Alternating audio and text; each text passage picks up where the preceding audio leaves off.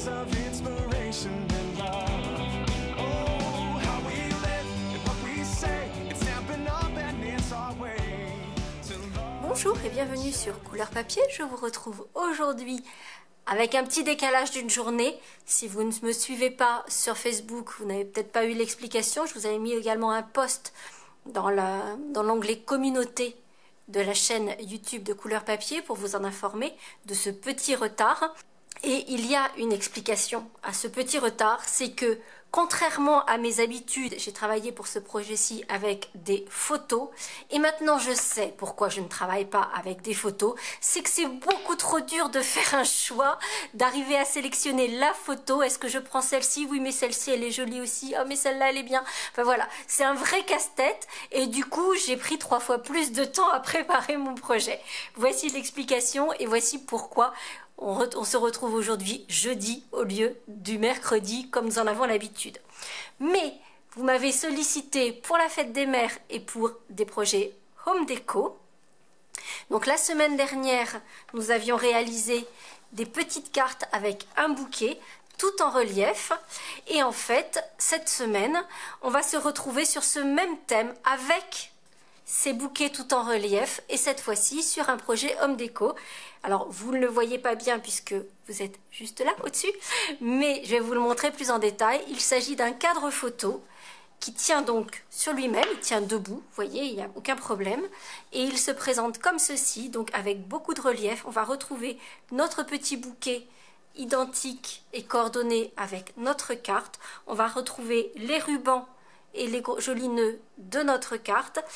Et vous allez donc pouvoir y mettre une photo. Ici, c'est une photo de ma maman, puisqu'il s'agit d'un cadeau de fête des mères. Sauf que je ne vais pas offrir à ma maman une photo d'elle-même, même si effectivement cette photo est très jolie et que je l'adore. C'était au moment de son mariage. En fait, celle-ci, je vais jalousement la garder pour moi. Et celle que nous allons faire ensemble, je vais lui mettre une autre photo. Il s'agit toujours de photos de mariage, cette fois-ci c'était celui de ma petite sœur et où nous sommes toutes les trois, ma maman, ma petite sœur et moi sur cette photo. Et c'est donc cette photo-ci que je vais habiller avec ce petit cadre. Et puis comme vous le voyez, il y a un petit tube. Je vous avais donné le lien la semaine dernière pour pouvoir acquérir ces petits tubes. On les trouve sur Amazon. Et en fait, dans ce petit tube, on pourra y mettre un peu d'eau pour mettre une fleur. Comme moi, ma maman n'habite pas à côté de chez moi et que je vais devoir lui envoyer son cadeau, ça va être difficile de lui mettre une fleur, donc elle pourra le réutiliser après avec une fleur. Mais dans l'immédiat, au moment où je vais lui offrir, je vais mettre des petits bonbons. Ma maman adore les carensacs et donc je vais remplir la petite éprouvette de carensacs rien que pour elle. Et vous voyez que ça fait quelque chose de très joli. Donc effectivement, si on y met une fleur, ça fait quelque chose qui est très décoratif, qui tient parfaitement. Et la petite astuce, c'est que l'on va pouvoir changer la photo si on le souhaite, puisque l'espace dans lequel se glisse la photo est accessible. Donc on va pouvoir changer de décor comme on le souhaite. Et c'est donc ce projet-ci que je vous invite à réaliser aujourd'hui. Dans la mesure où plusieurs éléments vont être strictement identiques à ce que l'on a fait la semaine dernière, en particulier pour le bouquet, etc. Donc déjà, toutes les découpes à la Big Shot, je les ai faites au préalable. J'ai également réalisé toutes mes petites fleurs. J'ai découpé mon petit cadre, j'ai découpé les branches de mon bouquet et ma petite étiquette. C'est fait exactement comme la semaine dernière avec le set de dies flopé de bouquet. Pour le petit cadre argenté, j'ai utilisé à nouveau ma collection de rectangles surpiqués. Et là, vous le voyez, il est tout petit mon cadre, mais je voulais ajouter cette petite touche argentée. Et donc pour le petit cadre qui se trouve sur notre cadre photo, j'ai utilisé les deux plus petits l'un dans l'autre, exactement comme je l'ai fait pour le plus grand lors de la réalisation de ma carte. Donc si vous n'avez pas vu la réalisation de la carte, du bouquet, des petites fleurs, je vous remets le lien juste ici et vous aurez toutes les explications pour ces détails-ci. Petit conseil et petite astuce pour autant que je partage aujourd'hui avec vous. Comme vous l'avez vu la semaine dernière, réaliser ces petites fleurs demande beaucoup de découpe puisqu'il y a 3 découpes pour une seule petite fleur. Alors déjà, pour le bouquet de cette semaine, en fait, vous le voyez, il y a des fleurs qui sont un petit peu plus grosses que d'autres. En fait, j'ai utilisé 2 dies. J'avais utilisé la toute petite comme ceci pour ce bouquet-ci. Et là, j'ai utilisé celle-ci plus celle-ci. Donc j'ai certaines fleurs qui sont plus grosses que d'autres. J'aime aussi cet aspect avec des fleurs qui ne sont pas toutes de la même dimension. Vous allez le constater, on a des mesures assez précises. Il vous faudra un grand rectangle de papier. Donc je suis restée sur mon esprit très nature avec du brune dune. Et ce grand rectangle mesure 27,4 par 17,4. Il nous faudra ensuite 2 rectangles qui mesurent 9 par 16 cm, 2 autres rectangles qui eux mesurent 11 par 9. Il nous faudra un morceau de papier fenêtre qui mesure 10,8 par 15,8 et il nous faudra par ailleurs des chutes de papier assorties à votre carte.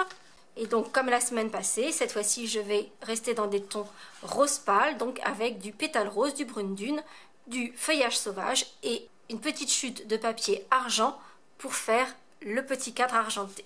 Dans un premier temps, je vais tamponner mes 5 rectangles avec la petite fleur comme je l'avais fait sur ma carte et comme vous le voyez ici sur mon cadre, sur les 5 éléments et je vais tamponner en seconde génération pour avoir quelque chose de très doux.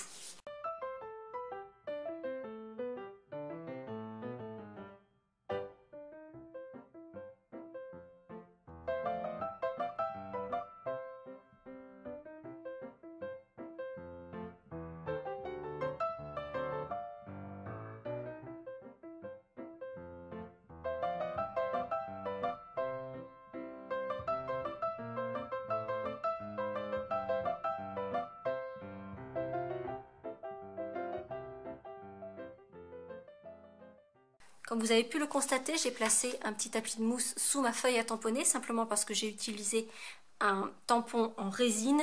Alors ça n'est pas une obligation, mais très clairement on obtient un bien plus joli résultat en posant ce petit tapis de mousse sous votre travail. Vous l'aurez également constaté, je n'ai pas tamponné l'intégralité du grand rectangle, simplement parce que ce grand rectangle va former le support de notre cadre photo et vous le voyez bien que cette partie-ci qui va être collé sur le cadre, le fond n'a pas besoin d'être tamponné.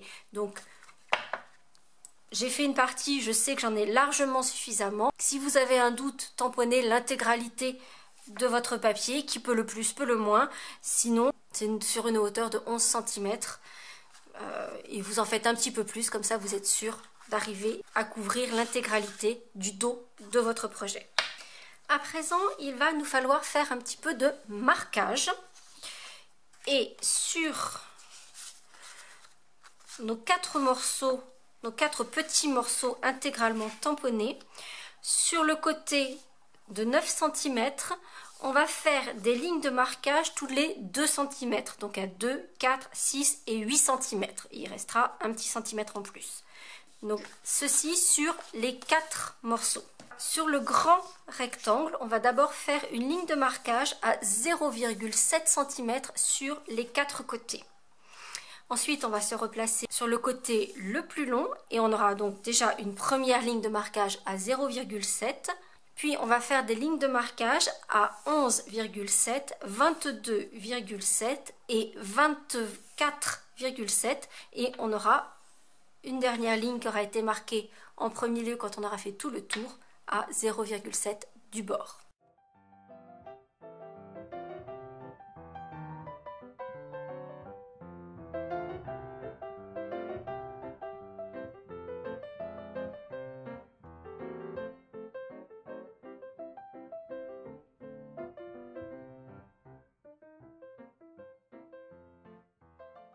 Une fois que tous les éléments de notre cadre sont marqués, on va avoir quelques petites découpes à réaliser. Tout d'abord, sur les 2 petits rectangles, on va prendre une règle, un crayon, Et on va faire une marque à 2 cm du bord sur la ligne du milieu. Donc j'ai une ligne de marquage juste ici, j'ai fait une petite marque à 2 cm du bord. Et je vais faire la même chose de l'autre côté.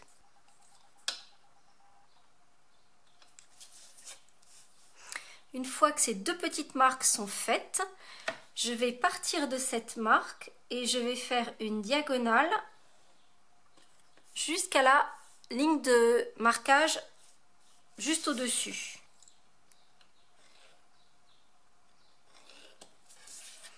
Et je vais ensuite marquer une ligne droite à partir de ce point et sur la bande adjacente.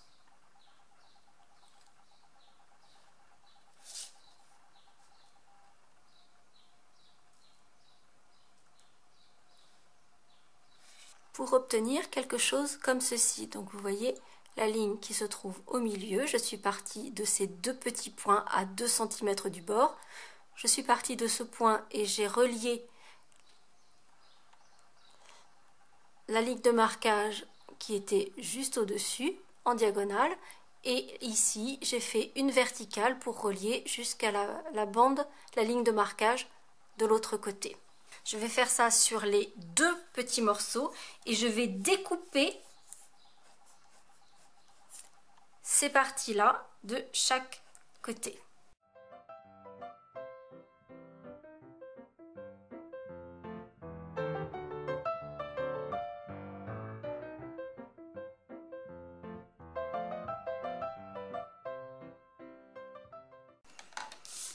Et je vais donc obtenir cette forme-ci sur mes deux petits rectangles. Et je n'oublie pas d'enlever les petites traces de crayon si elles sont encore visibles.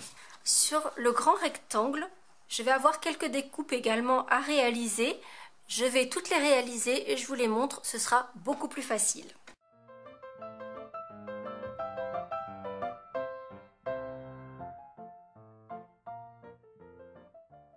Donc voici la forme que je dois obtenir sur ce grand rectangle, ce qui veut dire que sur le côté où on a trois bandes, une bande de 7 mm, 2 cm, 2 cm, puis une grande bande de 11 cm, j'ai enlevé complètement la petite bande de 0,7 cm qui se trouvait de part et d'autre.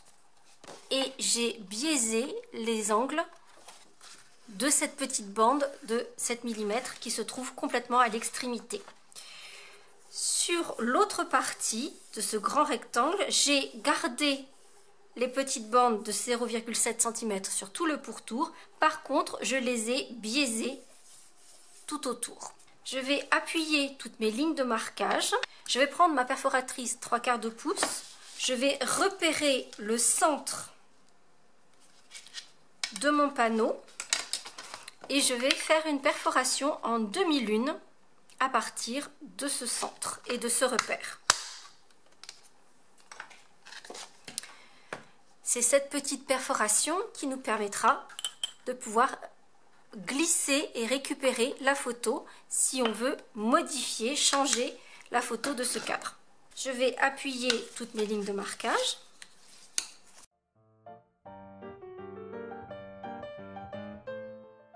Et comme vous pouvez le constater, les petits onglets qui viennent sur tout le pourtour d'un grand rectangle, je les ai ramenés sur le dessus, du côté où j'ai mon tamponnage. C'est-à-dire qu'en fait, ce chevalet, le petit onglet qui se trouve à l'extrémité va venir se placer en triangle comme ceci, ce qui veut dire que, comme vous pouvez le voir ici, ça peut se mettre complètement à plat, en particulier quand on va vouloir l'envoyer. Pour la partie où l'on va glisser la photo, je vais poser de l'adhésif à l'intérieur de mes trois onglets qui se trouvent tout autour. Puis je vais poser mon papier fenêtre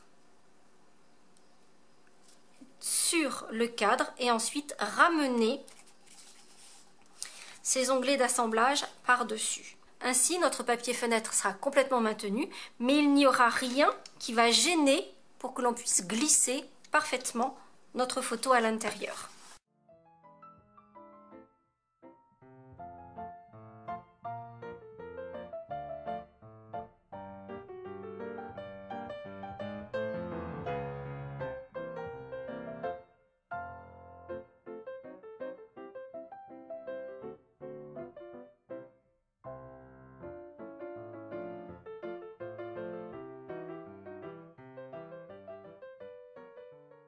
Nous assemblerons le pied de notre cadre photo comme ceci, mais nous le ferons tout à l'heure. Pour l'instant, on va garder notre projet bien à plat. En revanche, on va s'occuper de l'aspect volume de notre cadre. Et pour cela, on va commencer par légèrement biaiser la petite bande d'1 centimètre qui se trouve aux extrémités de chacun de nos morceaux. Appuyer toutes les lignes de marquage comme nous en avons l'habitude.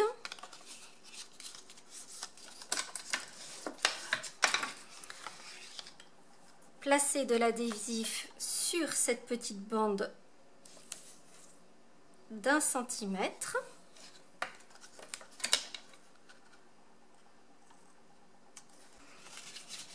Et refermer notre forme l'un sur l'autre. On va le faire bien à plat, comme ça on est sûr que tout est bien aligné, de façon à former une espèce de colonne. Sauf que vous voyez que celui-ci, il y a en plus des bords qui sont biaisés, et ça on le verra tout à l'heure. On va commencer par monter nos 4 éléments de notre cadre en volume.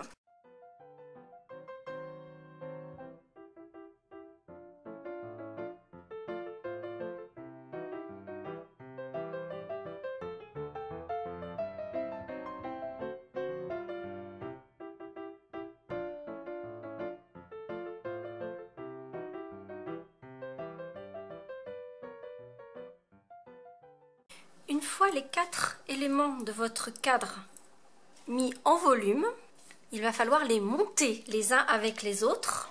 Je vais utiliser de la colle liquide.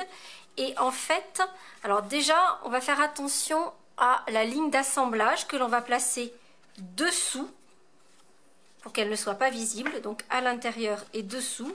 Et on va rentrer les tubes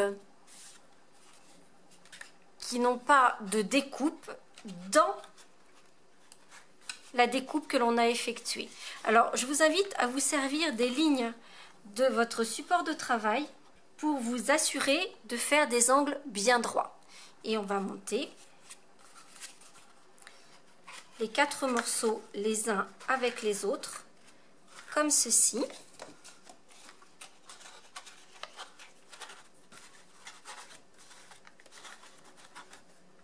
Tout simplement, et en mettant un peu de colle ici dans le fond et un tout petit point de colle ici dans l'angle. Ainsi, ça va venir se coller dessus et dessous.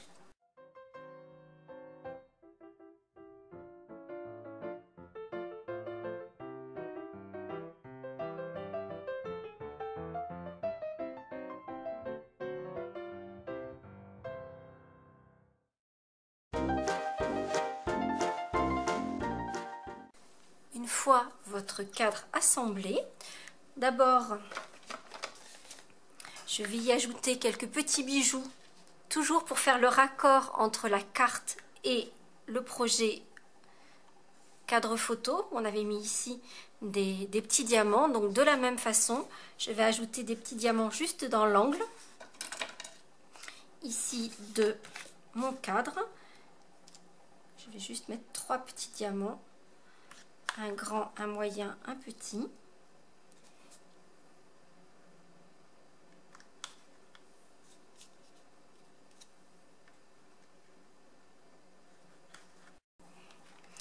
Et avant de poser mon cadre sur son pied et sur la fenêtre qui viendra accueillir la photo, je vais placer de l'adhésif double face sur 3 côtés, le devant, l'intérieur et le dos du cadre en volume. Et je viendrai placer mon ruban qui viendra ensuite retenir mon éprouvette. Je vais prendre une bonne longueur de ruban, une trentaine de centimètres environ.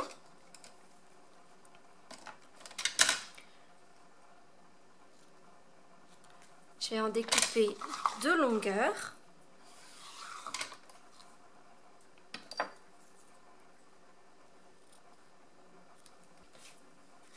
Et je vais placer mes rubans sur les côtés pour ensuite venir placer de l'adhésif double face et poser mon cadre bien aligné sur son support.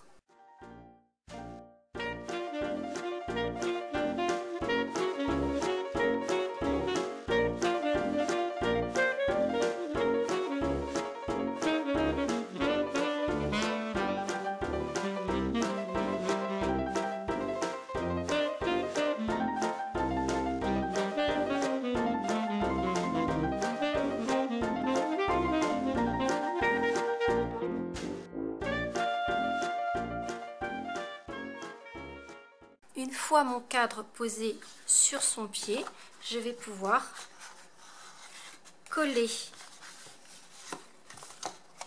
le pied pour qu'il se referme sur lui-même.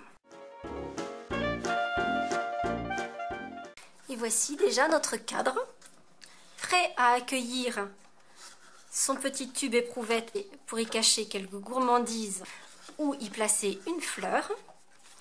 Notre photo va pouvoir s'insérer dans son espace. Il ne reste plus à présent qu'à décorer notre cadre à l'image de notre carte. J'ai donc déjà découpé, comme je vous le disais tout à l'heure, mon cadre argenté, les branches de mon bouquet. Et j'ai déjà monté, fabriqué toutes mes petites fleurs. Comme je l'avais fait sur ma carte, je vais faire passer mon bouquet devant, derrière, c'est-à-dire que je vais le placer devant, mais je vais mettre les tiges, le bas des tiges derrière le cadre. Et je vais le placer avec un petit peu de colle juste au dos pour ensuite venir le coller dans l'angle de mon cadre. Puis je viendrai placer toutes mes petites fleurs, je vais les coller simplement avec de la colle liquide.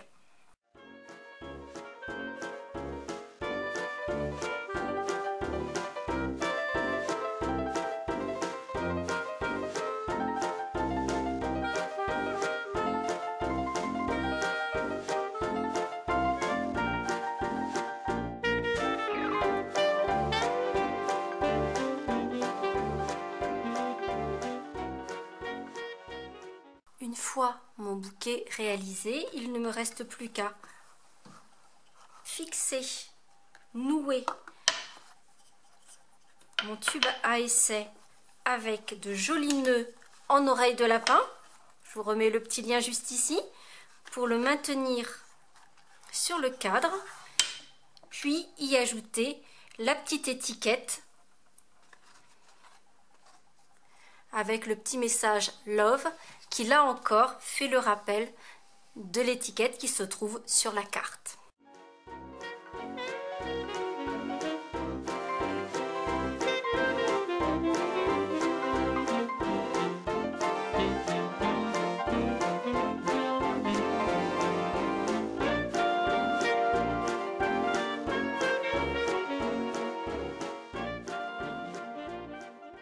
Et voici mon cadre photo avec sa petite gourmandise ou un soliflore. Comme vous le souhaitez, c'est vous qui allez en faire ce que vous voulez. Alors à offrir à vos mamans évidemment, mais à offrir aussi en toutes circonstances. Je pense que ça peut faire un joli cadeau pour les maîtresses, que vous y mettiez une fleur ou des confiseries. C'est un cadeau plein d'attention avec une photo joliment choisie, peut-être pour rappeler un moment particulier. Enfin voilà. Je trouve que ça fait quelque chose de plutôt élégant. J'espère en tout cas que ce projet qui vient compléter le projet de carte de la semaine passée vous aura plu. Si c'est le cas, n'hésitez pas à mettre un petit pouce en l'air. Je vous rappelle également qu'il y a un petit kit exclusif qui est sorti hier, qui s'appelle des bisous de Shelly. C'est un kit qui a été créé, imaginé par la fondatrice de Stampin' Up, donc Shelly Gardner, d'où le nom, les bisous de Shelly. C'est un kit qui est disponible que jusqu'à épuisement du stock, donc je vous le rajouterai dans la liste des courses, comme ça vous pourrez le voir.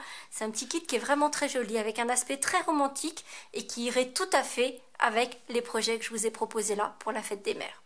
J'espère que ces projets vous auront inspiré pour vos mamans et je vous donne rendez-vous la semaine prochaine pour de nouvelles aventures créatives. À très bientôt. To love, live and share it today.